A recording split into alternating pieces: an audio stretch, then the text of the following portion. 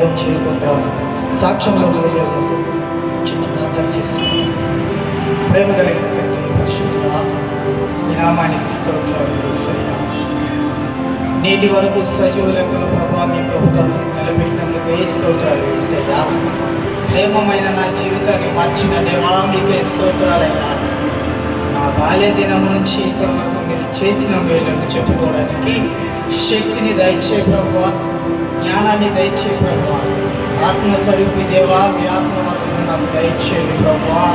తండ్రి, వింటున్న వారికి విసుగ కలుగకుండా ప్రభువా, వ్యర్థమైన మాటలు నా నోట తండ్రి మాట్లాడకుండా ప్రభువా, మీరు చేసిన మేలులను ప్రభువా వివరించి చెప్పుటకు శక్తిని జ్ఞానాన్ని దయచేయమని మా తండ్రి.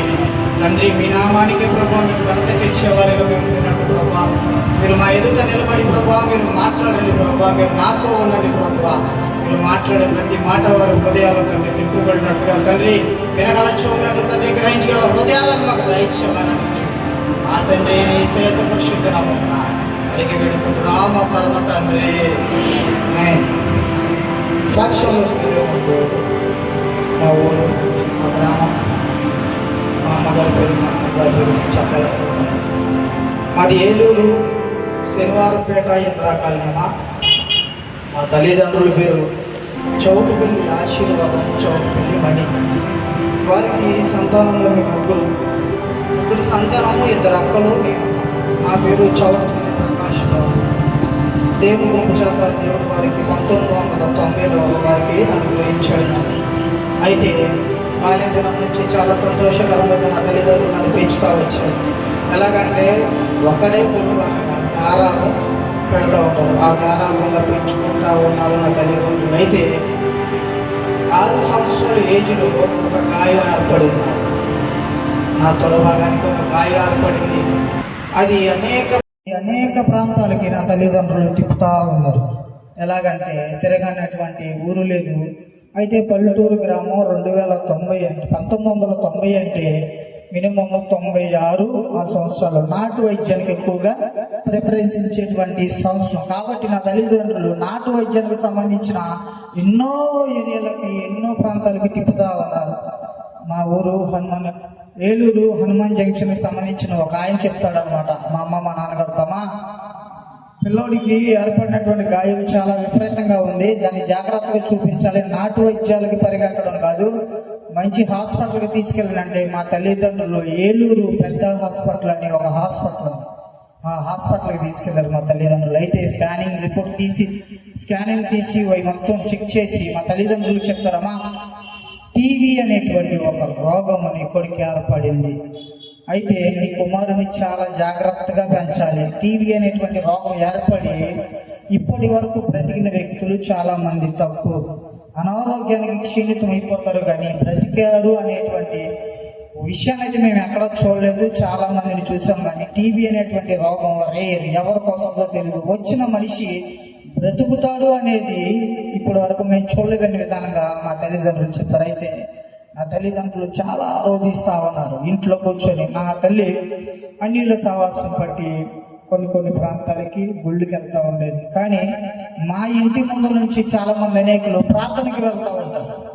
ప్రార్థనకి వెళ్తూ ఉంటే ఒకగానొక సమయంలో ఒక సిస్టర్ ఆ యొక్క మా ఎదురు మరించని, నేను చిన్నప్పుడు వాళ్ళు వెళ్తూ ఉంటుంటే సండే స్కూల్ నుంచి తీసుకొచ్చి కొన్ని నేను వాళ్ళ దగ్గర తీసుకొని తింటూ ఉండేవాడిని.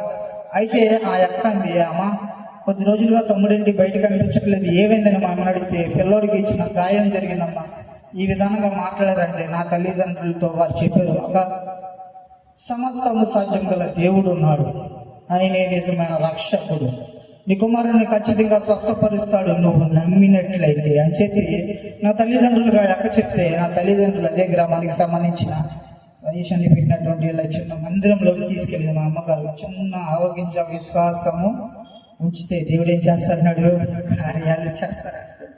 అలాంటి నా దేవుడు నా తల్లితో మాట్లాడుతున్నాడు. అదే విశ్వాసాన్ని నా తల్లి వచ్చి ఆ మందిరానికి తీసుకెళ్తే ఆ మందిరంలో లోపలికి వెళ్ళడానికి మా అమ్మగారు సిగ్గుపడుతుంది. దేనికి చెప్పండి, అన్నిల సహవాసం పట్టి మా అమ్మగారు పెద్ద బొట్టు పెట్టుకోండి. బొట్టుతో ఆలోచిస్తుంది, ఈ మందిరం లోపలికి నేను వెళ్ళొచ్చా వెళ్ళకూడదని. కానీ దేవుడు ఆమెతో పిలుస్తున్నాడు, అమ్మా సిగ్గుపడదు, సిగ్గుపరచవాడు కాదు నీ దేవుడని నా తల్లితో మాట్లాడుతుంది, ఆ యొక్క వాక్యం మాట్లాడుతూ ఉంటే బయట కూర్చుని నా తల్లి అదే వర్షిప్ లో మాట్లాడుతున్నాడు. దేవుడు, బాధతో వచ్చావా, దిగులతో వచ్చావా, నువ్వు ఎలా వచ్చావో నాకు తెలుసు తల్లి, స్వస్థపరచగలవాడని నేనే, నువ్వు బాధపడమాక, నీ కుమారుని స్వస్థపరుస్తా అని దేవుని యొక్క వాక్యము ఆ ఒక వర్షిప్ లో ఆ తల్లిగారు మాట్లాడుతున్న మాటలు విన్నా మా అమ్మ ఆ గుమ్మం లోపలికి అడుగుపెట్టిందని తీసుకుని హల్లెలూయా. అయితే అదే రీతిగా దేవుడు లోపలికి వచ్చిన తర్వాత అనేక రకాలుగా తల్లిగారు మాట్లాడుతూ ఉంది వాక్యంతో. ఏమనంటే, అమ్మా ఏదైనా కానీ దేవుని ఎదుట కూర్చొని ప్రార్థన చేసి అది నీకు ఎటువంటిదైనా కొరత అనేది లేకుండా చేసేటువంటి తండ్రి నా యేసయ్య అని చెప్తుంటే నా తల్లి ఆ క్షణంలో మోకరించింది. మా తల్లిగారు చాలా హెవీగా ఉంటారండి, అయినా నా తల్లిగారు మోకాళ్ళ ప్రార్థన చాలా అనుభవం కలదు. అయితే అది నాకు ఇప్పుడు తెలుసు. ఒకనాడు నా తల్లిగారి దగ్గర ఉన్నప్పుడు నాకు ఈ లోక ప్రపంచం తెలియదు. నాకు తెలిసింది ఒకటే, ఉన్నటువంటి బాధ, నా తల్లిదండ్రులు చూపించే ప్రేమ తప్ప నాకేది తెలియదు. అయితే నా తల్లిగారు మోకరించి ప్రార్థన చేస్తే మళ్ళీ దేవుని యొక్క వాక్యంతో మాట్లాడుతున్నాడు, నువ్వు దిగులు చెందక మాక, అదేనా బాధ పెట్టే మనిషి కాదు దేవుడు అని చెప్పి ఆ తల్లిగారు మాట్లాడుతున్న ఆ మాటలైన నా తల్లి మళ్ళీ క్రమక్రమంగా ఆదివారం నన్ను మందిరానికి తీసుకెళ్తుంటే మళ్ళీ ఒక ఆరాధనలో కూర్చున్న నా తల్లి మొరపెడుతున్నాయా, నా కుమారుడికి గాయాన్ని తీసివేస్తే తండ్రి, నేను ఇప్పుడు దాకా సావాసపట్టిన నా స్నేహితులను విడిచిపెట్టి, ప్రభా మేము ఇప్పుడు దాకా వెళ్తున్నటువంటి దేవుళ్ళని విడిచిపెట్టి నిన్ను మొక్కే వారికి మేము ఉంటాం ప్రభా, నా కుమారుని స్వస్థపరచంటే మళ్ళీ తిరిగి 3వ వారం నా తల్లి లోపల గాయాన్ని తీసివేసేసాడు నా యేసయ్య. ఎవరి వల్ల కాలేదు, డాక్టర్ వల్ల కాలేదు, వైద్యుల వల్ల అవ్వలేదు, ప్రకృతికి సంబంధించిన వ్యక్తులు చేసినటువంటి వైద్యాల వల్ల కాలేదు, కానీ మోకరించి ప్రార్థన చేసిన నా తల్లి ప్రార్థన ఆలకించిన దేవుడు వల్ల అయింది. హల్లెలూయా. సమస్తము సాధ్యం గల దేవుడు నా యేసయ్య. అయితే బాల్య దినము అనగా ఎవరని చెప్తే కాదు అన్న పనిని చేసేటువంటి స్వభావం కలిగి ఉంటాం. కాబట్టి గాయాన్ని స్వస్థపరిచాడు నా దేవుడు. నా తల్లిదండ్రులతో నేను సంతోషంగా ఉంటున్నాను. చిన్నతనం కదా, తెలియదు. దేవుని మందిరానికి నా తల్లి సండే స్కూల్కి పంపిస్తుండే. సండే స్కూల్కి వెళ్ళేవాడిని, వచ్చేవాడిని. అలాగే దేవుని మందిరంలో కంజీర్ కానుంచి డ్రమ్ము కానుంచి కాంగో కానుంచి అనేటువంటి ఇన్స్ట్రుమెంట్ ని నేర్చుకుంటా వచ్చాను. బాల్య దినము ఎదిగే కొద్దీ దూల చేష్టలు పెరిగిపోయినాయి. సైకిల్ ఎవరైనా మందిరానికి సండే స్కూల్కి సైకిల్ చేసుకొస్తే సైకిల్ తీసుకెళ్ళి నాశనం చేస్తా ఉండేవాడిని. ఆ దైవజనుల మాట వినేవాడిని కాదు. సండే స్కూల్కి సంబంధించిన సిస్టర్ మాట తప్ప నేను ఎవరి మాట వినేవాడిని కాదు. దైవజనులు అంటే తెలియదు. సండే స్కూల్ అక్కే నాకు ఆమె మా చర్చికి పాస్టర్ అమ్మ అనేవాడు. పాస్టర్ గారు ఆయన ఇంకొక ఆయన అయితే నేనేం చేసాను, ఏమే సండే స్కూల్ సిస్టర్ని పెట్టేవాడు. సిస్టర్ గారిని నేను ఏమనుకునేవానంటే పాస్టర్ గారు అనుకునేవాడిని. అయితే ఆ మాట తప్ప ఎవరి మాట వినేవాడిని కాదు. అలాగా నా బాల్య దినం గడుస్తా 2010 నేను యవ్వన కాలానికి వచ్చాను. యవ్వనస్తులు అనగా కోరికలతో ఎదిగేటువంటి మనుషులు, యవ్వనం అనగా బాల్యదినాన్ని బాల్యదినం అనగా ఎవరి మాట వినటువంటి వ్యక్తులు. యవ్వన కాలం వచ్చేసరికి అనేకమైన కోరికలు, వ్యసనాలకి పాలు. అయితే ఈ కోరికల ప్రకారం ఏం చేస్తా ఉన్నా అంటే బండి ఇప్పించారు మా నాన్నగారు. బండి తీసుకెళ్లి విచ్చలవిడిగా ఎలా పడితే అలా నడుపుతూ ఎదర చక్రం లేపి, ఎనమల చక్రం లేపి, ఇటు పడేసి ఎవరు పడితే మనుషులు వెళ్తుంటే వాళ్ళ మీదకి వెళ్ళి బండి పోనేస్తా విచ్చలవిడిగా తిరుగుతూ ఉన్నారు. ఎవరు వచ్చి కూడా మా ఇంటికాడ చెప్తే మా తల్లిదండ్రులు ఏమనేవాళ్ళు అంటే వాడికి మేము చెప్తాననేవాళ్ళు కాదు. కానీ మా తల్లిదండ్రులు నాకు చెప్పేవారు కాకపోయేసరికి నాకేం పెరిగిపోయింది, గర్వం పెరిగిపోయింది. ఎవరు చెప్పినా మా తల్లిదండ్రులు నాకు చెప్పరు అనేటువంటి గర్వం పెరిగిపోయింది. ఈ గర్వంతో ఏం చేశానంటే ఇంకా విచ్చలవిడిగా మనుషుల పట్ల ఎలా పడితే అలా మాట్లాడతా, పెద్దవారు లేదు చిన్నవారు లేదు, ఎవరు పడితే వాళ్ళని ఈ నోటితో అనేక రకాలుగా మాట్లాడుతూ వచ్చాను. వీడికి ఇలా అయితే కాదురా, వీడిని ఏదో ఒక రకంగా మనం మార్చాలని చాలా మంది ఆలోచించారు, కానీ ఎవరి వల్ల కాలేదు. అయితే కొన్ని సందర్భాల్లో దేవుడు నాకు ఇచ్చినటువంటి ఈ యొక్క తలంపు, వాయిద్య తలంపు, మళ్ళీ మేము ఎక్కడి నుంచి బయలుదేరి మా తండ్రి గారికి హైదరాబాద్ లో జాబ్ వచ్చింది. మా నాన్నగారికి హైదరాబాద్ లో జాబ్ వచ్చింది. హైదరాబాద్ లో మా నాన్నగారికి ఆక్టోపాస్ లో జీప్ కమాండర్ అంటే జీప్ కు సంబంధించినటువంటి ఒక కమాండర్ జాబ్ వచ్చింది. హైదరాబాద్ షేర్లింగంపల్లి, చందనగర్ అనేటువంటి ఏరియాలో బ్రతుకుతా ఉన్నాం నా తల్లిదండ్రులతో. అయితే అక్కడ ఉన్న నా చదువు గురించి, చదువు నిమిత్తం నా తల్లిదండ్రులు ఎన్నో ప్రాంతాలు ట్రై చేశారు, కానీ యవ్వన కాలంలో ఉన్నానుగా వారి మాట వినలేదు. చదువు చదవనని చెప్పి వారితో పనికి వెళ్ళడం మొదలెట్టాను. నా తండ్రి ఏమో ఆక్టోపస్ లో జాబ్ చేస్తున్నారు. నా తల్లి గారు నాకు ఇద్దరు ఇచ్చినటువంటి సహోదరులకి పెళ్లి అయింది. మా బావగారు వాళ్ళు టాపీ పని చేస్తుంటే వాళ్ళతో టాపీ పనికి అని చెప్పి టాపీ పనికి వెళ్తాం, డబ్బులు వస్తున్నాయి. సాయంత్రానికి విచ్చలవిడిగా బళ్ళు వేసుకొని తిరగడం, ఆయిల్ కొట్టించుకొని ఎలా పడితే అలా తిరుగుతా వచ్చాను. 2010లో ఒక మందిరానికి నేను వెళ్తా వచ్చాను. ఆ మందిరం ఒక సిస్టర్ గారు, అమ్మా స్టీఫెన్ బాబుకి పెళ్లి చేద్దాము, ఎందుకంటే ఇప్పుడు మాట ఈయన పొజిషన్ లేడు, పెళ్లి చేస్తే కుదురు పడతాడు అని ఆ తల్లిగారు నా తల్లికి చెప్పింది. చెప్పినప్పుడు మా అమ్మగారు మా అక్కగారు హనుమాన్ జంక్షన్, ఏలూరు హనుమాన్ జంక్షన్ తెలుసామా? హనుమాన్ జంక్షన్ లోపల మేజాపురం అనేటువంటి ఒక ఊరు. మా అక్కగారు మా తల్లిగారు ఒక రిలేషన్ టైప్ లో నాకు ఒక సిస్టర్ అయింది. అక్కగారి పిల్లని నిశ్చయించారు 2011 సంవత్సరంలోపు. 2011లో నాకు పెళ్లి చేశారు. ఈ సంఘంలో ఎలా వెళ్ళేవాడిని అంటే సంఘానికి వచ్చి ఆడపిల్లలను చూసి రెచ్చిపోయేవాడిని. నాకు దేవుడు తలంపించాడు కదా, మందిరంలో వాయిద్యాలు వాయించాల్సిన నేను వాయిద్యాలు వాయిస్తా ఆడపిల్లలు ఇంకా చూసి విచ్చలవిడిగా చేసేవాడిని. పిచ్చి ఆలోచనతో బ్రతుకుతున్నా. ఆడపిల్లల పట్ల ఎట్లా మాట్లాడుతుంటే నా ప్రవర్తన నాకే, నా తల్లిదండ్రులు కూడా నచ్చినటువంటి విధానంగా బ్రతుకుతున్నా. మందిరంలో దేవుని మాటలు వినకుండా నా కన్ను దృష్టిని వారి వైపు తిప్పి ఇచ్చు అనేటువంటి దాంట్లో బ్రతుకుతా వచ్చాను. అయితే 2011లో పెళ్లి చేశారు నా తల్లిదండ్రులు. పెళ్లి చేసినప్పుడు నా భార్య పేరు రిప్కా అనేటువంటి ఆమె నాకు మ్యారేజ్ చేయడంతో 2011లో నాకు మ్యారేజ్ చేశారు. అదే విధంగా క్రమక్రమంగా నా జీవితం సాగుతూ ఉంది.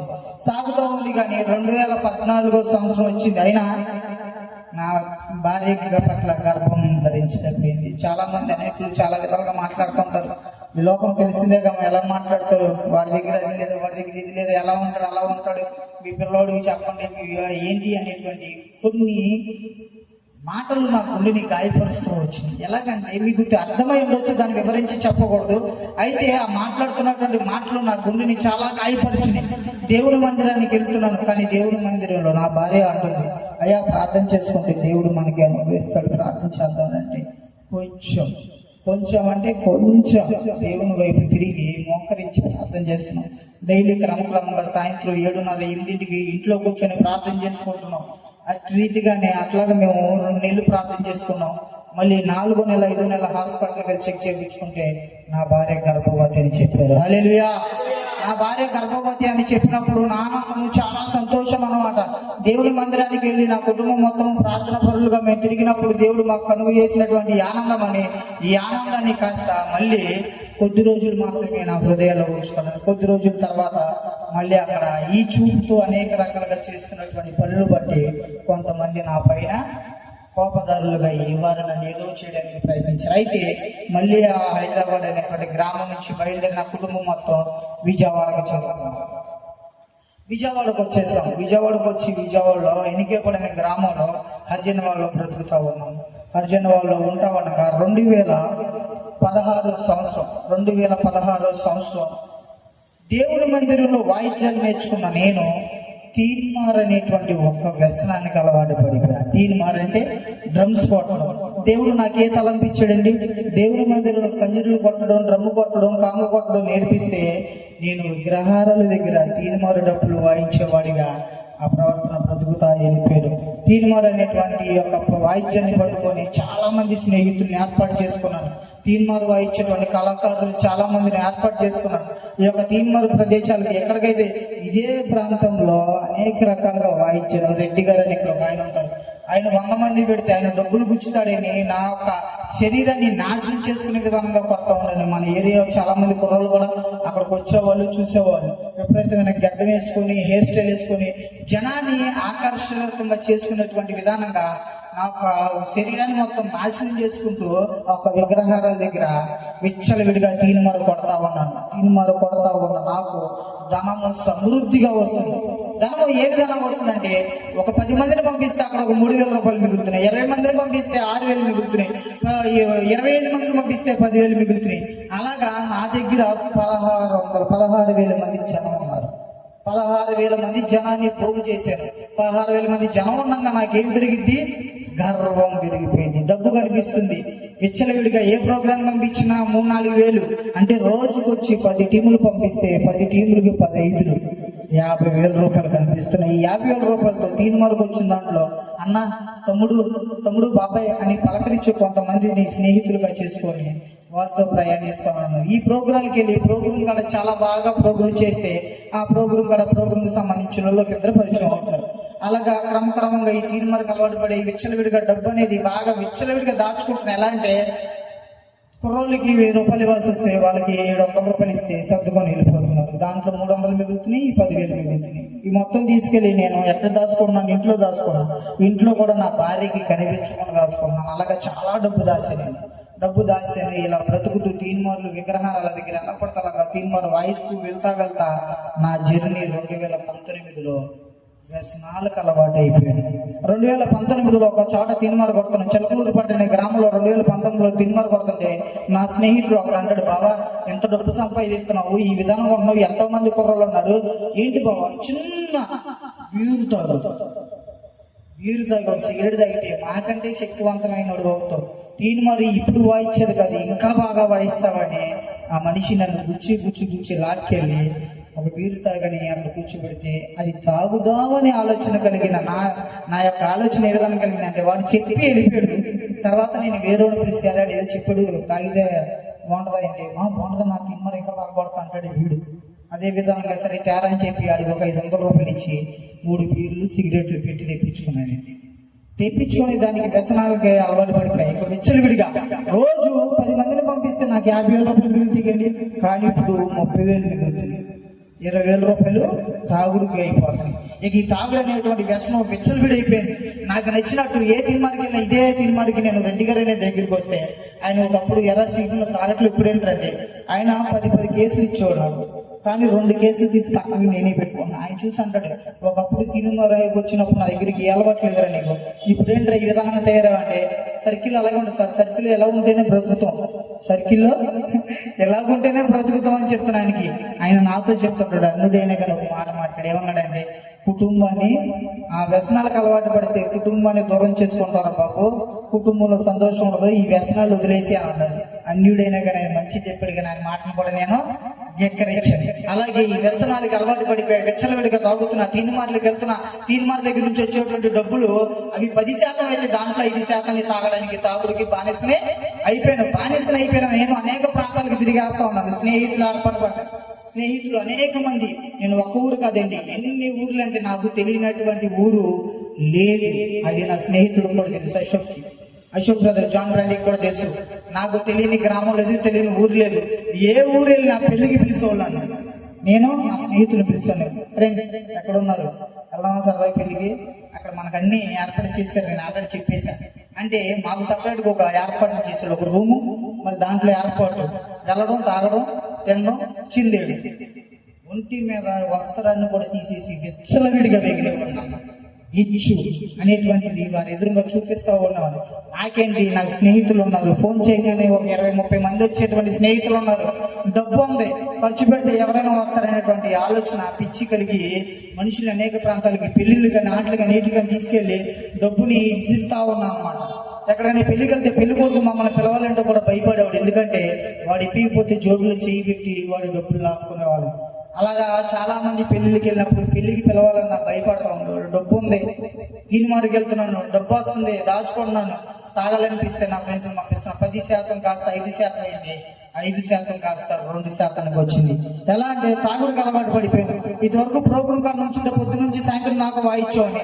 ఇప్పుడు ఏం చేస్తున్నా అంటే వెళ్ళిన ఒక అరగంటకి కుర్రోడిని ఎవరిని తీసుకుని వెళ్ళిపోయి వైన్ షాప్ దగ్గర కూర్చున్నాను. వ్యసనాలు అలవాటు పడిపోయింది. ఈ విధంగా ఈ తాగుడు అనేటువంటి వ్యసనం స్టార్ట్ అయిన తర్వాత పొద్దున్నే తాగ ముందులో ఒకలాగా ఉన్నాను, తాగిన తర్వాత మరొకలాగా ఉన్నాను. ఎలా ప్రవర్తిస్తున్నా అంటే పొద్దున్నే దారిలో వెళ్తా ఉంటుంటే అన్నయ్యకి సంబంధించినటువంటి ఏజీలు, తమ్ముడు స్టీఫెన్ బాబు బాగున్నావంటే అన్న బాగున్నానా అనేటువంటి, సాయంత్రం పూట తాగి వస్తావంటే తమ్ముడు స్టీఫెన్ బాబు ఏంటి టైం అవుతుందంటే నీకెందుకురా, నాలో ఇంకోటి ఏముంది, తాగుడు అనేది వ్యసనం. ఈ వ్యసనం ద్వారా పెద్దోళ్ళు నేను గౌరవాల్సిన వ్యక్తులు నన్ను తమ్ముడని పిలుస్తుంటే వారిని ఎలా పడితే అలా మాట్లాడుతూ వచ్చాను. తాగుడు అనేటువంటి వ్యసనానికి బానిస అయిపోయి నా పక్కన ఉన్న స్నేహితులను కూడా కొడుతున్నాను, నా పక్కన ఉన్నటువంటి తీన్మార్కి వచ్చే కుర్రాళ్ళను కొడుతున్నాను. ప్రోగ్రాంకి వెళ్తే ప్రోగ్రాంలో వారితో అవసరం బట్టి వారితో పాటు కూడా ఎలా పడితే అలా మాట్లాడుతున్నాను. ప్రోగ్రాం కాడ కూడా చాలా మంది నన్ను ఈ తాగుడు అనేటువంటి వ్యసనంలో వెళ్ళేసరికి కొడతాను కూడా వచ్చారు. తీర్మార్ అనేటువంటి పేరును సంపాదించుకొని స్టీఫెన్ అనేటువంటి పేరుని పెట్టుకుని దానికి మళ్ళీ ఎంఆర్పిఎస్ అనే ఒక పేరుని యాడ్ చేశాను. ఎందుకంటే కుల భేదాలు లేపడానికి, కుల వస్తువుని చాలా మందిని ఏర్పాటు చేసుకోవడానికి ఈ విధానంగా ఎస్సీ ఎస్టీ అనేటువంటిది లేపి ఎలా పడితే అలా తిరుగుతున్నాను. మళ్ళీ ఇంకా సైన్యం పెరిగిపోయింది. స్టీఫెన్ ఎంఆర్పిఎస్ అంటే ఇంకా సైన్యం పెంచేసుకొని విచ్చలవిడిగా తిరిగేస్తున్నాను, అనేక ప్రాంతాలు తిరిగేస్తున్నాను. తాగుడంటే ఈ వ్యసనానికి అలవాటు పడిపోయి ఎవరిని ఏం మాట్లాడుతున్నానో నాకే తెలియట్లేదు. స్నేహితులందరూ అన్నా అని పిలవాల్సినోడు ఒక్క సమయం ఏంట్రా అనేటువంటి విధానంగా వచ్చేసారు. అలాగా బ్రతుకుతూ చాలా సంవత్సరాలు అయిపోతుంది వ్యసనానికి అలవాటు పడిపోయి. నా కుటుంబం పట్ల నేను నా తల్లిదండ్రులు ఏ విధంగా మాట్లాడుతున్నానంటే, నీకు అవసరం, నా డబ్బు నా ఇష్టం, నేను ఏదేం చెప్తా, నా స్నేహితుల కంటే ఎక్కువ నాకు నా స్నేహితులు ఎక్కువ, వాళ్ళ గురించి ప్రాణమైన ఇచ్చేస్తాను. నాకు అది చెప్పొద్దు, చెప్పారో ఊరుకోను. కరెంటు పట్టేసుకున్నా, ట్రాక్ కింద పడిపోనా, బల్లి కింద పడిపోనా, నన్ను అడిగారు ఊరుకోను. నా భార్య రోజు అడుగుతున్నాయా, నీ కాళ్ళు పట్టుకుంటాను బావా, నీ కాళ్ళు పట్టుకుంటాను బావా, దేవుని మందిరం ఇంతవరకు ఎలా ఉన్నావు, ప్రార్థన అంటే ఆదివారం పొద్దున్నే లేపి పదాన్ని వాడు, ఇప్పుడు ఏంటి బాబు ఇలా మాట్లాడుతున్నావు ఏంటని నా భార్య చాలా బాధపడతా ఉంది. అదేవిధంగా 2014లో మాకు కలిగినటువంటి ఒక కుమారుడు జాన్ వెస్లీ పుట్టాడు. అయితే మళ్ళీ అప్పటి నుంచి మళ్ళీ నా భార్యకి గర్భం లేదు. మళ్ళీ 2024 వరకు కూడా నా భార్యకి గర్భం లేదు. ఈ విధంగా తాగుడికి వ్యసనాలకు అలవాటు పడి విచ్చలవిడిగా తిరుగుతున్నా. నా తల్లిదండ్రులు ఎలా పడితే అలా మాట్లాడుతున్నా. పెద్దవారి దగ్గర గౌరవం లేకుండా తమ్ముడు అని పిలిచేటువంటి ఏంట్రా నీకు అవసరం అనేటువంటి విధానంగా మాట్లాడుతున్నాను. స్నేహితులు ఏర్పాటు పడ్డారు. అది కాకుండా కొంతమంది నా అమౌంట్ ఇస్తానంటే సెటిల్మెంట్లకి వెళ్తా బయలుదేరాను. నా ఎమ్మలో ఉన్న స్నేహితులు వేసుకొని ఆ సెటిల్మెంట్కి బయలుదేరాను. వారికి ముందు ఇప్పించి అక్కడ సెటిల్మెంట్ అని చెప్పి అక్కడ తీసుకెళ్లి మనుషులు నిలబెడతాం. అక్కడ ఏదైనా గొడవ జరిగిందనుకో పోలీసు వాళ్ళు వచ్చి మమ్మల్ని తీసుకెళ్తే మళ్ళీ వాళ్ళు పిలుచుకురావడానికి టైం పట్టిద్దాం. మళ్ళీ ఆ డబ్బులు ఖర్చు పెట్టి వారిని పిలుచుకురావడం. నా బర్త్డే వచ్చేసరికి 1000 మంది వచ్చేవారు. వారికి తాగుడు అనేటువంటి తీసుకొచ్చేవాడిని, విచ్చలవిడిగా ఏర్పాటు చేసేవారు. స్నేహితులు ఇంకా వస్తున్నారు, కానీ నా దగ్గర ధనం కరిగిపోతా వచ్చింది. దాంతోపాటు వారి ఎదుట అన్యాయాన్ని పలకరించేసిన మనుషులు ఏంట్రా నీకు అంత బలుపు, అంత అవసరమా అని మాట్లాడుతుంటే వాళ్ళని ఏదోటి చేద్దాం అనేటువంటి తాగుడు వేస్తున్న నాలో వాళ్ళని ఏదోటి చేయాలి, వీళ్ళని ఎవరిని వదిలిపెట్టకూడదు, ఏదోటి చేద్దామని పిచ్చ ఆలోచనలు పెరిగిపోతున్నాయి. ఏంటి, ఒకప్పుడు నేను పిలవంగానే పలికే వ్యక్తులు ఈ రోజు ఎవరో పలకట్లేదు ఏంటి, వీళ్ళకి ఏదో ఒక రోజు ఏదో చేద్దాం అనేటువంటి పిచ్చ ఆలోచనలు పెరిగిపోతున్నాయి. తాగిన తర్వాత దేనికైనా ఊరేసుకుందని అనిపిస్తుంది. తాగిన తర్వాత ఏదైనా బండి తీసుకుని స్పీడ్కి వెళ్ళి దేనికి బుద్ధి అనిపిస్తుంది. తాగిన తర్వాత వెళ్ళే మనిషిని వీడిని కొట్టిడి దగ్గర ఎంత అంత లాక్కుందా అనిపిస్తుంది. తాగినటువంటి ఈ మనిషికి ఆడపిల్లల పట్ల కూడా అసభ్యపరంగా మాట్లాడతారు. రోడ్డు మీద వెళ్ళి ఆడపిల్లలు నన్ను చూస్తే భయపడతా ఉండేవాళ్ళు. ఇంత గంట వేసుకొని హెయిర్ స్టైల్ వేసుకొని అని పిలిస్తే ఎవరు ఏం చూస్తున్నారు అనేది కూడా చూసేవాడు కాదు. భయపడి ఆడపిల్ల ఎవరు చెప్పుకోవాలి తెలియక వెళ్ళిపోతా ఉండేది. కానీ ఈ రోజు అది ఆడపిల్లలు నన్ను చూసాను, ఆ ప్రైజ్ రాడాడు. దేవునికి ఎంత ఘనత అంటే యేసు ప్రభు నన్ను నిలబెట్టినటువంటి విధానం ఈ రోజు ఇలాంటి. అయితే ఆ విధంగా బ్రతుకుతున్న నాకు మళ్ళీ 2014లో నా భార్య మళ్ళీ బ్రతుకున్నాడుతుందయ్యా, ఏంటి ఈ వ్యసనాలకి ఇలా అలవాటు పడిపోయావు, నీకు నచ్చినట్టు తాగి నీకు నచ్చినట్టు తిరుగుతున్నావు, స్నేహితులే తప్ప మళ్ళీ మేము వద్దా, మాతో మీకు అవసరం లేదా, మేము వద్దనుకుంటే మాకు ఏదైనా విషయం కలిపి పెట్టి మేము చచ్చిపోతాం, మమ్మల్ని ఈ రీతిగా మమ్మల్ని ఇట్లా చేయమాకాయ అంటే, సరే నేను ఏదో రకంగా చేస్తాను, మిమ్మల్ని శుభ్రంగా తీసుకుంటాను, మందిరానికి వస్తానని చెప్పి వారిని నమ్మించాను. అయితే ఆ విధానంగానే కొన్ని సందర్భాల్లో మా అక్క, మా మామయ్య, మా బామ్మకి సంవత్సరం గ్యాప్లో చనిపోయారు. వాళ్ళు 2002 నుంచి 2 సంవత్సరాల్లో వీళ్ళు 3 చనిపోయారు. చనిపోయిన తర్వాత నా భార్యకి ఇంకొక తమ్ముడు ఉన్నాడు. ఇక వాడిని చూసి ఏంటంటే వాడిని కూడా మనం దగ్గర చేర్చుకున్నామని ఇక్కడి నుంచి నేను ఎనికేపా నుంచి వెళ్ళిపోయి హనుమాన్ జంక్షన్లో నా భార్య ఊరు పక్కన ఊరిలో స్థలం కొనుక్కొని ఇల్లు కట్టుకున్నాను. అయితే క్రమంగా ఇలాగే మళ్ళీ తాగడానికి అందుకే వ్యసనం ఉంది. ఎవరు మార్చి ఎవరు చెప్పినా విన్నాం. నాకు కావాల్సింది ఏంటి, ఏ ఊరు వెళ్ళినా ఏ గ్రామం వెళ్ళినా వహించకపోయింది. స్నేహాలు కావాలి. స్నేహితులు మెచ్చుకోవాలంటే ఏం కావాలి, డబ్బు ఖర్చు పెడితే స్నేహితులు ఏర్పడతారు ఆటోమేటిక్గా. కాబట్టి ఈ విధానంగా ఉన్న డబ్బును అంతా చేసుకుంటూ వస్తున్నాను. ఆ గ్రామంలో హనుమాన్ జంక్షన్ పల్లెరుమూడు అనే గ్రామంలో స్థలం కొనుక్కొని అక్కడ ఉన్నాము. ఉన్న తర్వాత రోజు క్రమంగా ఇదే రీతిగా నేను లోకానుసరమైనటువంటి ఆశలు కలిగి ఈ శరీరమైనటువంటి ఆశలు కలిగి ఈ శరీరంతో అనేక ప్రాంతాలు తిరిగేస్తా ఈ శరీరంతో నాశనకరమైనటువంటి పనులు చేస్తా వచ్చాను. చీకటి రూములు ఎవరూ చూడరు అనేటువంటి పిచ్చి తలంపుతో అనేక మంది జీవితాలతో ఆడుకుంటూ వస్తున్నాను. శరీరాన్ని నాశనం చేసుకున్నా ఈ శరీరంతో నాశనకరమైన పనులు చేస్తా తిరుగుతా ఉన్నా అనమాట. నా భార్య బ్రతుకున్నాడుతుంది. మళ్ళీ నా భార్య ఏమని అడిగిందంటే, అయ్యా కుమారుని ఇచ్చాడు దేవుడు, కుమారుని ఇచ్చిన తర్వాత మళ్ళీ నువ్వు దేవుని మందిరానికి రావడం మానేసావు, దేవుని ఎదురు ప్రార్థన చేసుకుందాం అంటే నువ్వు వచ్చి ప్రార్థన చేసుకుని నన్ను కొట్టడం మొదలెట్టావు, ఏంటి విధానం అని చెప్పి నా భార్య బాగా బాధపడుతూ ఏడుస్తూ వచ్చిందనమాట. అలాగే ఈ వ్యసనానికి బాలిన్స్ అయిన తర్వాత నా స్నేహితులు కొంతమంది ఉన్నారు, వాళ్ళని కొట్టినటువంటి ఆ మనుషులు నా మీద ద్వేష తెచ్చుకున్నారు, నన్ను ఏదో విధానంగా వాడిని మట్టి కనిపించేద్దాం అని చెప్పి ఆలోచనలో సిద్ధపడి అయిపోయారు. నా స్నేహితులు చాలా మంది ఉండేవాళ్ళు, అయితే వాళ్ళు తాగడం, వాళ్ళని కొట్టడమే. ఆ మనుషుల్లోకి ఏ ఆలోచన వచ్చిందంటే, వీటితో తండ్రులు తింటమేంట్రా, వీడిని మనం ఎత్తేస్తే వాళ్ళంత ఇంకోటి అనేక ప్రాంతాల్లో మంచి పేరు సంపాదించుకున్నాడు, ఈయన చంపేసామనుకో మనకు పేరు వచ్చింది, ఒక హిస్టరీ పగిలిద్ది అనేటువంటి ఆలోచనలో నా స్నేహితులు నా పక్కన తాగుతానే నన్ను మట్టి కరిపెడతాం ట్రై చేస్తా ఉన్నారు. కానీ నేను కొన్ని సందర్భాల్లో వాళ్ళ దగ్గర నుంచి తప్పించుకొని నేను మల్లెరంగుడి గ్రామం వెళ్ళిపోతా ఉన్నాను. అయితే నా భార్య అడుగుతుంది, అయ్యా మోకరించి ప్రార్థన చేసాం, కుటుంబం ప్రార్థన చేసినప్పుడు దేవుడు మనకి కుమారుని అనుగ్రహించాడు, ఇప్పుడు ప్రార్థన అంటే ఈ విధానంగా మాట్లాడుతున్నావు, దయచేసి ప్లీజ్ నా మాట విను, ప్రార్థన చేసుకుందాం, దేవుడు మంచి ఇంకో బహుమానం ఇస్తాడు, బహుమానాన్ని పొందుకుందాం అని అంటే నేను అన్నాను సరే అమ్మని చెప్పి కొంచెం నమ్మకం పెంచడానికి అలాగే ఒక 3-4 వారాలు మందిరానికి బయలుదేరదామని సిద్ధపాటు కలిగి 3 వారాలు వెళ్దామని చెప్పి ఆమెతో మాట్లాడి 3 వారాలు వెళ్ళకుండా పొద్దునే బాగానే ఉంటాను, నైట్ తాగిన తర్వాత ఏం మాట్లాడతానో తెలీదు. నైట్ పొద్దుకు వచ్చేసరికి ఆమె పొద్దునే మందిరానికి వెళ్దామని చెప్పలేదు, ఎందుకంటే తాగినటువంటి ఈ మనిషిని కొడతనే ఉన్న భయం. ఇలాగ 4-5 వారాలు నా భార్యని మాయకు చేస్తా ఉన్నాను. తర్వాత బాగా విచ్చలవిడిగా తాగేసి ఇంటికి వెళ్ళి పడుకొని పొద్దున్నే 4:30కి యూరిన్ పాస్ అవుతా ఉండదు. యూరిన్ పొద్దున్నే 4ంటికి లేస్తూ ఉంటాను. 4ంటికి లేచి నేను యూరిన్కి వెళ్తే ఒక యంత్రాంగం శబ్దం వినపడుతుంది సీఎను ప్రార్థనా మందిరం నుంచి. ఏమని అనిపిస్తుందంటే, అయ్యా నీ జీవితాన్ని నాశనం చేసుకుంటున్నామేమో, జాగ్రత్త, దేవుణ్ణి నీ హృదయంలోకి ఆహ్వానించుకుంటే నీవు స్వస్థపరుస్తావు, నీ కుటుంబం పట్ల సంతోషాన్ని పొందుకుంటావు. కాబట్టి సమస్తము సాధ్యం కల దేవుణ్ణి నమ్ముకుంటే నీవు నీ కుటుంబంతో సంతోషంగా కూర్చొని నీ పళ్ళ చుట్టూరు వలె మొక్కల వలె నీ పిల్లలు తిరుగుతూ ఉంటారని ఒక వాక్యం వినపడుతుంది. కూర్చొని విన్నాను, ఏంటి ఈ టైంలో ఇంత పొద్దున్నే 4:30-5ంటికి ప్రార్థన ఎవరు పెడుతున్నారని. ఇని 9:30-10ంటికి మా వైఫ్తో అంటున్నానమ్మా, ఎక్కడెక్కడో 7:05 4:30-5ంటికి ప్రార్థన పెడుతున్నారు ఎవరో, ఏంటంటే ఇట్లాగా నువ్వు వెళ్తావా అని నేను అడిగాను. బాబా నువ్వు వస్తానంటే నేను కూడా నీ అన్నలు కూడా వస్తాను బాబా, మరి నేను ఒక్కనే వెళ్ళను, కొత్తగా ఉన్నాను ఈ ఊళ్ళో, నాకు తెలీదు, మరి నువ్వు వస్తానని వస్తానంటే అలాగే నా భార్యని సరే వెళ్దాంలే వచ్చేవారం అని 7 వారాలు నా భార్యని మోసం చేస్తావు. 7 వారాల తర్వాత ఒకరోజు నైట్ పూట డబ్బులు అయిపోయాయి. డబ్బులు ఉంటేనే కదా తాగేది, డబ్బులు లేకుండా మామూలుగా సరదాగా ఇంటికి వెళ్ళిపోయిన రోజు చెప్తుంది, పొద్దున్నే ఆదివారం ప్రార్థనకి వెళ్దామండి, సర్లే వెళ్దాంలే అని చెప్పేసి ఆ మాట చెప్పి నా భార్యని కొంచెం ఏం చేస్తానంటే, పొద్దునే నన్ను లేపు, ఎన్నింటికి లేపుతా అంటే అక్కడ 4:30-5ంటికి ప్రార్థన, నువ్వు నన్ను 4ంటికి లేపితే మందిరానికి వస్తా, లేదంటే రానా.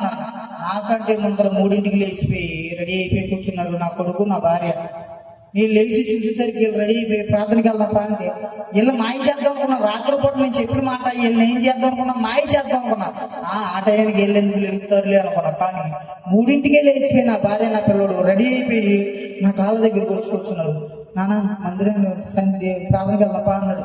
నాన్న మీరు ఇప్పుడు లేచిరు ఏంటంటే, మొన్న పొద్దున్నే 3ంటికి లేపేసిన అమ్మ స్నానం చేసి రెడీ అయిపోయినా రా అని చెప్పి గబగబా నేను వేసుకున్న వస్త్రాలని నా కుమారుడే తీసుకెళ్ళి స్నానం చేపిద్దాం అని చెప్పేసి నాతో చాలా స్నేహితుడుగా, ఎలా అంటే కుమారుడుగా కాకుండా స్నేహితుడుగా, ప్రాణ స్నేహితుడు మిత్రుడిలాగా ఉంటాడు, అలా తీసుకెళ్ళి డాడీ అని చెప్పి తలస్నానం చేయించాడు. రాత్రిపూట బాగా గంటే 2 రోజులు తాగి ఒక రోజు గడిచిపోయింది కదా, విచ్చలవిడి తలనొప్పితో కూర్చున్నా. స్నానం చేయించి వెళ్దాం అని చెప్పి రెడీ దేవుని మందిరంలోకి వెళ్ళి కూర్చున్నాం.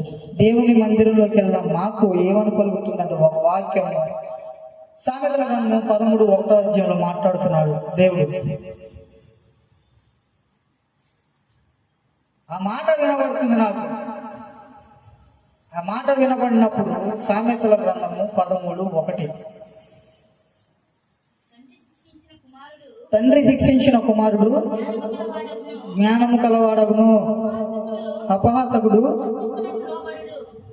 చాలా. అయితే ఇప్పుడు ఏమంటున్నాడు అంటే, తండ్రి శిక్షించిన కుమారుడు జ్ఞానము గలవాడవును. అయితే నా కుమారుడు ఎదుట నేను ఇప్పుడు అలా ప్రవర్తించలేకపోయాను అన్నమాట. తాగి విచ్చలవిడిగా తాగేవాడిని, ఇంటికి వెళ్ళేవాడిని, నా భార్యను కొట్టేవాడిని, ఎలా పడితే అలా మాట్లాడేవాడిని. కానీ నా కుమారుడి ప్రేమ తగ్గలేదు. ఆయనకి ఏ రోజు కూడా నేను మంచి క్రమంగా నడిపించింది లేదు. తాగేసి ఇంటికి వెళ్ళేనే కానీ తాగి నా భార్యను కొట్టేవాడిని, ఎలా పడితే అలా మాట్లాడేవాడిని. కానీ ఏ రోజు కూడా నా కుటుంబం పట్ల నేను మంచి చేయలేకపోయాను. అయినా కానీ నా కుమారుడు నన్ను చాలా ప్రేమగా తీశాడు. అందుకే అంటారు దేవుని యొక్క వాక్యం పలుకుతుంది. ఒక మాట అమ్మా చదవండి, సామెతల గ్రంథం అదే 13-14 చదవండి.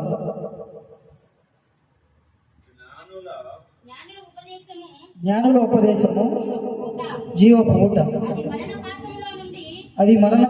సామెతలు 13-14. జ్ఞాన ఉపదేశము జీవపు ఊట, అది మరణ పాశములోంచి విడిపించును. సుబుద్ధి చూడనమ్మా, సుబుద్ధి దయను సంపాదించాలంటే దైవజనులు చెప్పే మాటలు వింటేనే కలుగుతాయి. కానీ నా కుమారుడు ఆ విధంగా నన్ను లేపు తీసుకెళ్తే నేనేం చేశానంటే సుబుద్ధికి వెళ్ళి సరే వెళ్దాం అని చెప్పి ఆలోచనతో నా కుమారుడు నా భార్యను తీసుకొని మందిరానికి వెళ్ళాడు. మందిరంలో కూర్చొని దేవుని వాక్యం మాట్లాడుతూ ఉంటాడు. దైవజనులు అన్నయ్య పేరు పేతురయ్య గారు, ఆయన మాట్లాడతాడు. వాక్యం ద్వారా మాట్లాడుతున్నటువంటి కొన్ని వాక్యాలు నాకు వినపడతా ఉంటాయి. బెత్తం వాడని తండ్రి ఏమవుతాడండి?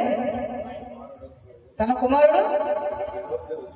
ఆ విధానంగా నా తల్లిదండ్రులు బెత్తం వాడకపోయినా నన్ను బాగా పెంచారు. కానీ నేను ఈ విధానంగా బ్రతికానండి. లోక సంబంధమైన ఆశల కొరకు పరిగెత్తాను. నా తల్లిదండ్రులు పెంచిన క్రమము కరెక్టే, కానీ నేను పెరిగిన క్రమము కరెక్ట్ కాదు. ఈ లోకానుసారమైనటువంటి ఆలోచన కలిగి తిరుగుతా వ్యసన పరువునైపోయి విచ్చలవిడిగా తిరుగుతా వచ్చాను. అయితే దేవుని యొక్క ప్రణాళికను బట్టి ఈ రోజు నన్ను సాక్షిగా నిలబెట్టుకున్నాడు.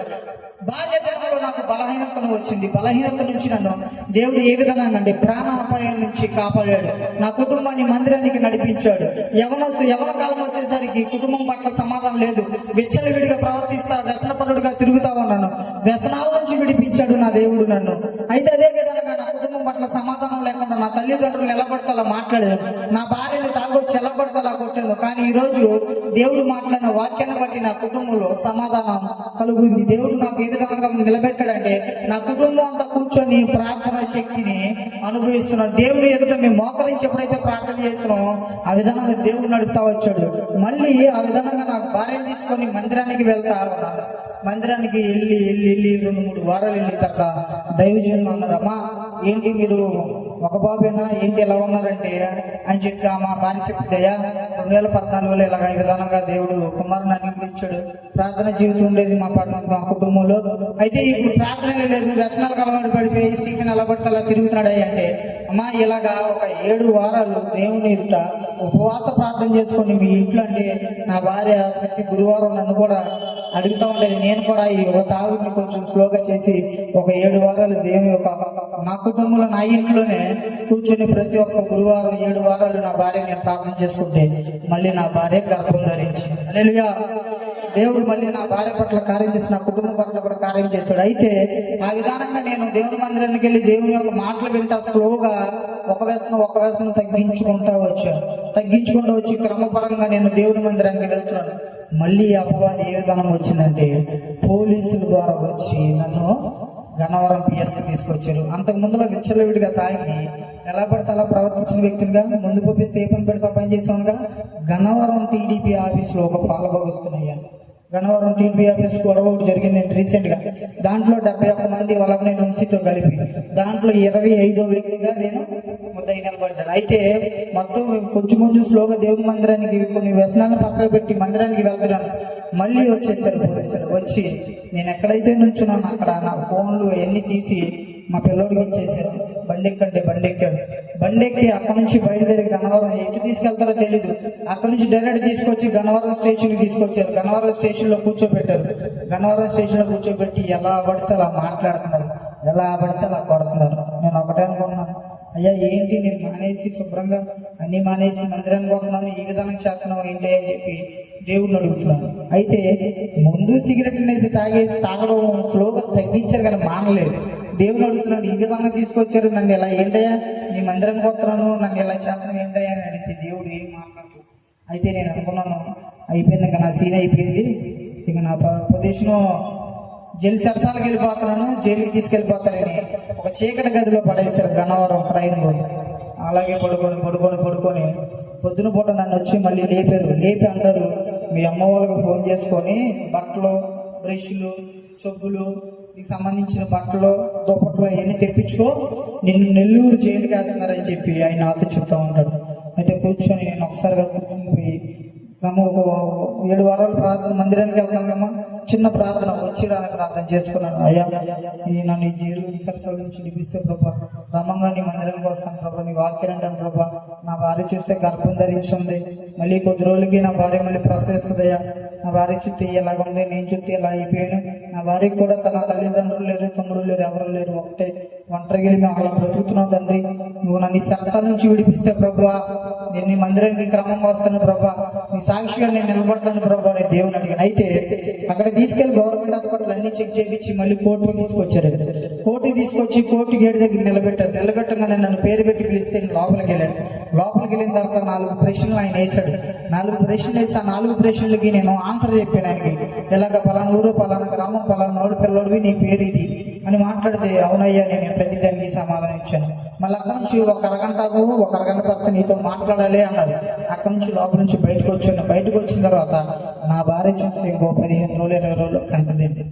నా భార్య చూస్తేనేమో బయట కూర్చొని ఒకటే ఏడుస్తా ఉంది. మా అమ్మమ్మ నా చూస్తేనేమో స్టేషన్ దగ్గర నుంచి ఇక్కడికి వచ్చి కోర్టు దగ్గర అటు ఇటు తిరుగుతున్నారు, ఏం చేయాలి తెలియక.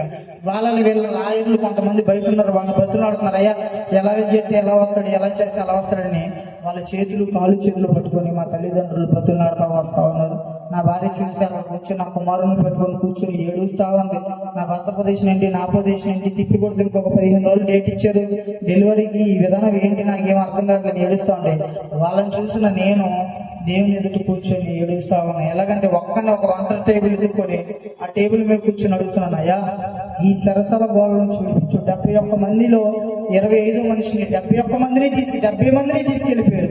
ఉంది నేను ఒక్కనే అయ్యా, మరి నా ఒక్కడి గురించి ఈ విధానంగా వచ్చారు, మరి నన్ను ఈ విధానంగా వెళ్ళిపోతే నాకు తిరిగి మళ్ళీ వెనక్కి ఎప్పుడు వస్తానో తెలియదు ప్రభు. నన్ను అయితే కనుక 7 నెలలు అని చెప్తున్నారు, లేదా సంవత్సరం అన్నారు, ఎలా ఉంటుందో ఏంటో తెలియదు. కానీ నాకు భార్య చెప్తే నా భార్య ఎలా ఉంది, నా భార్య పట్ల మీరు తండ్రిగా ఏ విధంగా అయినా కానీ మీరు చీరాని ప్రార్థన చేసుకున్నా. అయ్యా నా భార్యకి తండ్రిగా తల్లిగా నువ్వు నుంచు ప్రభా, నా తల్లిదండ్రులకి కుమారుడుగా నువ్వు ఉండు ప్రభా. మరి నేను లోపలికి వెళ్ళిపోతున్నావు, మరి నన్ను ఈ విధానంగా తీసుకెళ్ళిపోతారంట, లేదా నువ్వు ఏదో ఒక విధానంగా ఈ సరసాల నుంచి విడిపించు ప్రభా, నేను ఈ సాక్షిగా నిలబడతాను ప్రభా అని దేవునికి మొరపెట్టుకుంటా కూర్చున్నాను.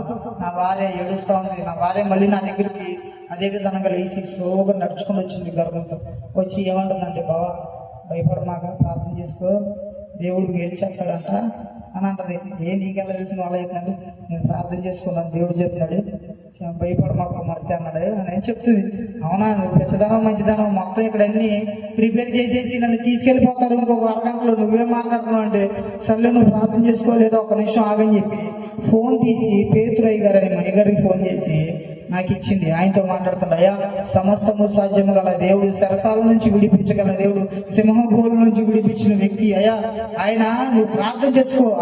ఎలా అంటే దేవుని అడుగు, అయ్యా పైన ఉన్నటువంటి అధికారులతో మాట్లాడు ప్రభా, నాకు విడుదల దయచే ప్రభా, ఈ సరసాల నుంచి నన్ను విడిపించు ప్రభా అని అడుగు.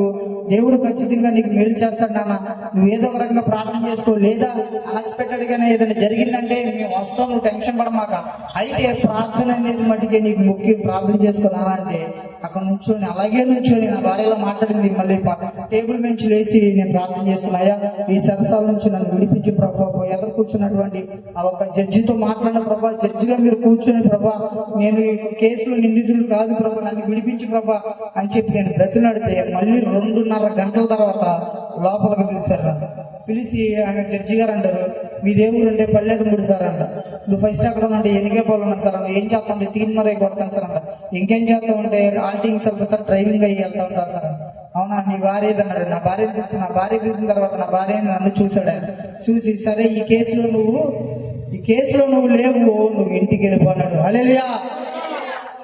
మొత్తం 71 మంది, కొన్ని వేల వస్తుంది, ఎకరాల పొలాలు ఉన్నాయి, పెద్ద పెద్ద డాబాలు ఉన్నాయి, లక్షల కోట్ల ఆస్తిపరులు నాకు ఏమీ లేదు, స్నేహితులకు అన్ని ఖర్చు పెట్టి విచ్చలవిడిగా తిరుగుతున్న నన్ను ఆ రోజు 20 రూపాయలు టీ తాగబక్క లేనటువంటి వ్యక్తిని జైలు సరసల నుంచి విడిపించాడు నా యేసయ్య.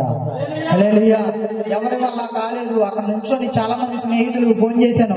బయటకు వచ్చి చూస్తే వేల మంది ఉన్నటువంటి స్నేహితులు ఎవరూ లేరు. ఎవరిని నేను నమ్ముకున్నానంటే నా స్నేహితులే నాకు ఎక్కువ, వాళ్ళు తప్ప నాకు ఎవరు వద్దామా అన్నటువంటి మా అమ్మమానం తప్ప నా స్నేహితులు కనబడలేదు. నేను నా ఇచ్చిన విడిగా నేను తాగుతాను, తిరుగుతాను, వాళ్ళకంటే ఎక్కువండి, వాళ్ళ గురించి నా ప్రాణమే ఇచ్చేస్తాను. నా స్నేహితులు ఎవరో కనిపించట్లేదు. ప్రాణం పోయేంత వరకు నీకు తోడుగా ఉంటాను అన్న నా భార్య ఒక్కడే తప్ప. హల్లెలూయా.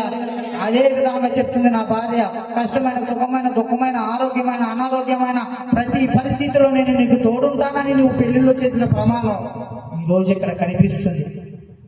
ఎంతో మంది స్నేహితులు నమ్ముకున్నాను. ఆ రోజు ఏమన్నానంటే నా స్నేహితుల కొరకు నేను ప్రాణమే పెడతానన్నాను. కానీ నా కొరకు ప్రాణం పెట్టిన యేసయ్య ఉన్నాడని ఆ రోజు తెలుసుకున్నాను.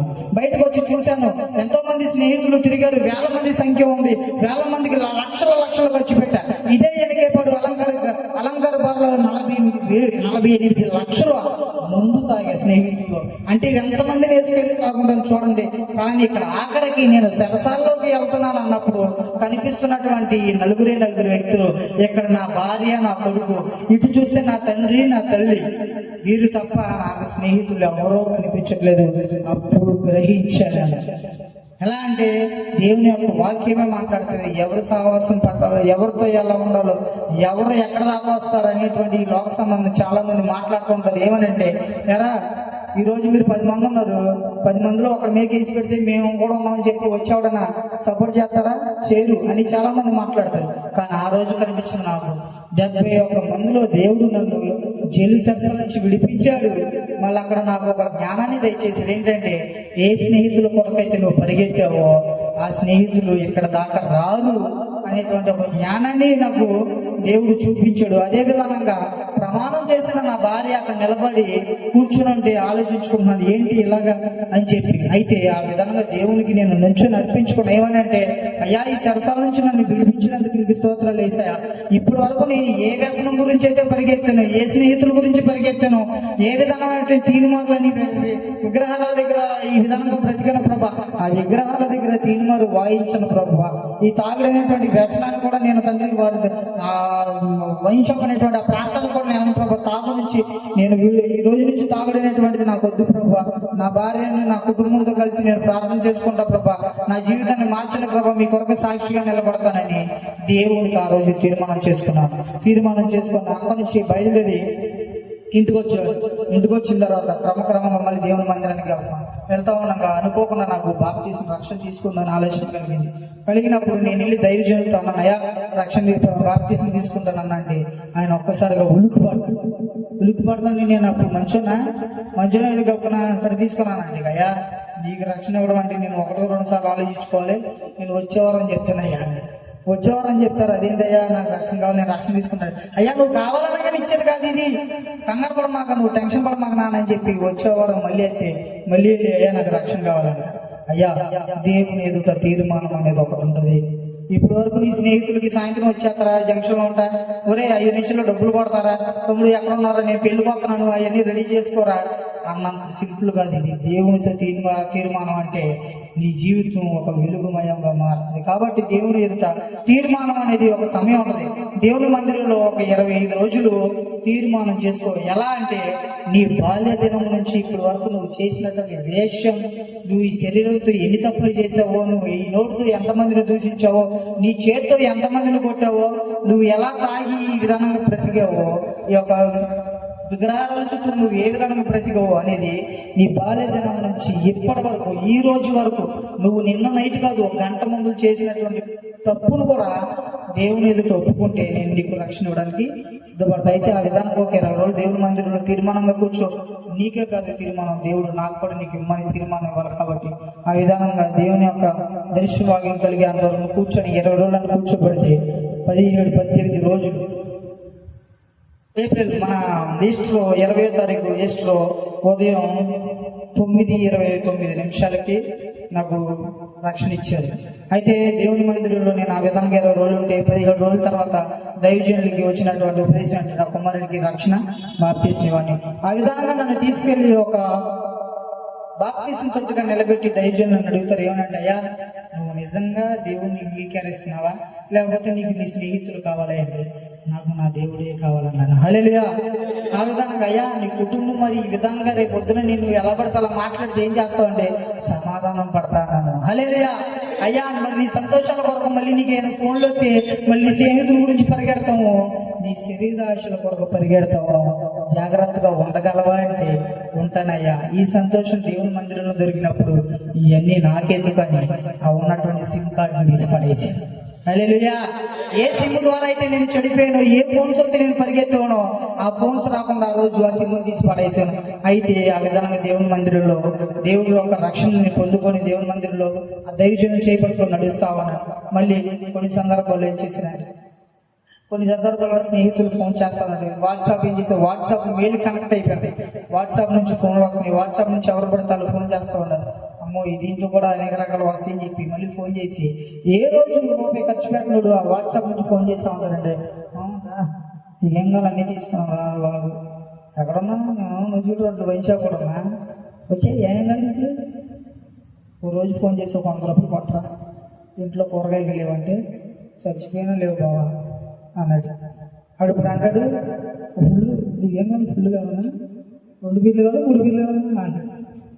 మనిషిని చెడగొట్టడానికి అపోహి ఏ విధంగానే లాక్కొస్తుందని నా దైవజనులకి చెప్తే ఆ దైవజనులు చెప్తున్నారు ఏమనంటే అయ్యా దేవుని యొక్క రక్షణ బాప్తీసం అనేది దేవుని ఎదుట నీ పాపాలను ఒప్పుకొని రక్షణ తీసుకున్న తర్వాత అపవాది ఏ విధంగా నేను గాయపరచడానికి ఈ లోక ఆశలు ఏ విధంగా అంటే ఈరోజు ఇది అందంగా కనిపిస్తుంది కానీ రేపటి రోజు చూస్తే ఇంకా అందంగా కనిపించింది అంట. అపవాది మన కన్ను దృష్టిని అలా దొంగ వేస్తా ఉంటుందంట.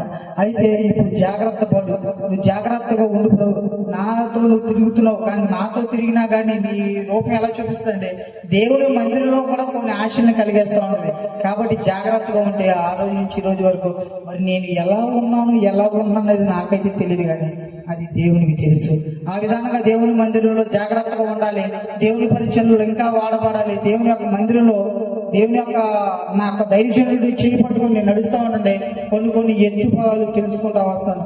దేవుని మందిరంలో ఇంకా వాడబడాలి, ఇలాంటి సాక్ష్యము అనేక ప్రాంతాల్లో చెప్పాలి. అలాగే నా దైవజనుడు చెప్తున్నటువంటి ప్రతి వాక్యాన్ని విని మళ్ళీ నేనేం చేస్తానంటే మందిరానికి వెళ్ళి ఆయన చెప్తున్నట్టు వాక్యాన్ని శ్రద్ధగా రాసుకొని ఎలా రాసుకుంటానంటే ఏ వాక్యం చెప్తున్నాడో ఆ వాక్యం అంశం రాసుకొని ఇంటికి వెళ్ళి మళ్ళీ ప్రార్థన చేసుకొని అది తీసి బైబిల్ ఏ గ్రంథంలో ఏముందని తీసి చదివి దాంట్లో లోతుపాతులు తెలుసుకుంటుంటే ఒక్కొక్క అక్షరం చోంట పట్టింది. ఇది నిజం. ఆ అనుభవాన్ని నేను అనుభవించా.